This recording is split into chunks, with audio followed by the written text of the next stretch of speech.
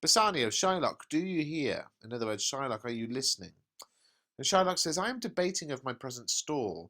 By the near guess of my memory, I cannot instantly raise up the gross of full 3,000 ducats. What of that? Tubal, a wealthy Hebrew of my tribe, will furnish me. But soft, how many months do you desire? He says to Antonio, Rest you fair, good signor. Your worship as the last man was the last man in our mouths. So he says, Look, I'm thinking about how much money I have at the moment.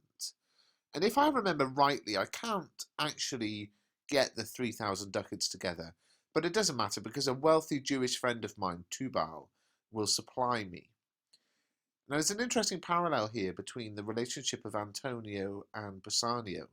Bassanio wants the money, hasn't got it, so borrows it off a friend. Supposedly, Shylock doesn't have the money, so has to borrow it off a friend too. And then he says, be quiet, how many months do you need the money for? Now, he knows the answer to this, of course. But he's sort of acting up. And he says to Antonio, good day to you, good man. We were just singing your praises. Now, of course, bit of dramatic irony there where the audience know something the character on stage does not. The audience know, no, you were not just singing his praises, you were just criticising him. Antonio says, Shylock, although I neither lend nor borrow by taking nor by giving of excess, yet to supply the ripe wants of my friend, I'll break a custom. Is he yet possessed, how much he would? So in other words, he's saying, Shylock, you know I don't lend or borrow by charging or paying interest. But to help a friend in desperate need, I will break that habit. And he's saying to Bassanio, does he know how much you want to borrow? Shylock says, aye, 3,000 ducats. Yes, I know it's 3,000 ducats. Now, it's interesting if you look at how many times the phrase 3,000 ducats is repeated in this play. It's about 3,000 times. Antonio adds, and for 3 months, so, he wants the money for 3 months. Shylock says, I had forgot. 3 months, you told me so.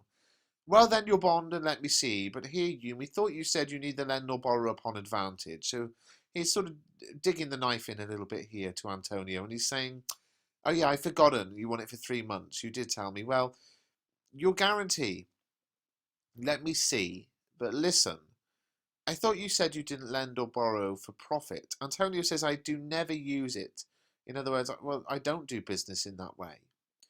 And Shylock comes in with a biblical reference to the Old Testament. So this is a biblical reference which would be understood by both Jews and Christians alike. When Jacob grazed his uncle Laban's sheep, this Jacob from our holy Abram was, as his wise mother wrought in his behalf, the third possessor, aye, he was the third. Now he's saying, when Jacob was looking after his uncle Laban's sheep, Jacob, Abraham's grandson, became, with his mother's clever help and assistance, the third heir. Antonio says, what of him? Did he take interest? Antonio's sort of saying, what about it? Did he charge interest? No, not take interest, not as you would say, directly interest. Mark what Jacob did. When Laban and himself were compromised, that all the earnings which were streaked and pied should fall as Jacob's hire, the ewes being rank in the end of autumn turned to the rams.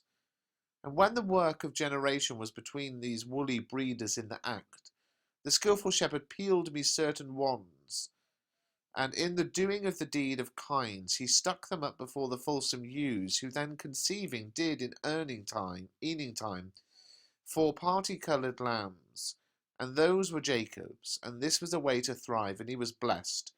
And thrift is blessing if men steal it not. So what's he talking about here? It's the Bible story, and he's basically saying he didn't take any interest, or not straightforward interest. But listen to what Jacob did. When he and Laban came to an agreement that all the lambs which were speckled and spotted would be his pay, the ewes, when they were fertile at the end of autumn, mated with the rams. And whilst that process of reproduction was taking place between the sheep, the clever shepherd peeled the bark off several different types of branches. Whilst they were mating, he positioned the branches in full view of the fertile ewes, who then conceived, and at lambing time gave birth to speckled and spotted lambs. And they were then Jacob's pay. And this was a way to prosper, and he was blessed, and prosperity is a blessing if you don't steal to get it. Now, this is a slight misrepresentation of what happened in the Bible story. But what he's basically saying is, it's okay to make a profit. Antonio says, this was a venture, sir, that Jacob served for, a thing not in his power to bring to pass, but swayed and fashioned by the hand of heaven. Was this inserted to make interest good, or is your gold and silver ewes and rams? So what he's saying is, well, this was a business enterprise that Jacob worked for. It wasn't anything that he did that caused this to happen. It was caused and created by the hand of God. And that's more in keeping with the Bible story. Are you telling me this to justify charging interest, or do you now deal in sheep, essentially?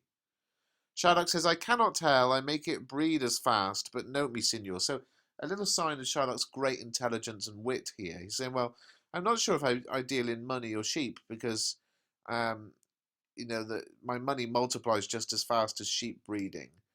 But pay attention. And then there's an aside from Antonio. Mark you this, Bassanio, the devil can cite scripture for his purpose. An evil soul producing holy witness is like a villain with a smiling cheek. A goodly apple rotten at the heart. Oh, what a goodly outside falsehood hath. Now this is interesting because Antonio is basically acknowledging Shylock is an evil man here. He's saying, look, listen to this, Bassanio. The devil can quote scripture for his own benefit, and that's biblical. When Jesus went into the desert for 40 days of testing, the devil quoted scripture at him. An evil soul misusing holy scriptures like a criminal with a false smile. Looks like a good apple, but is rotten to the core. Oh, how genuine on the outside liars can appear. Now, the funny thing I would think here is, okay, so you understand that Shylock is a bad person. Why are you still going to go ahead with the deal? And we'll hopefully find that out in the next video.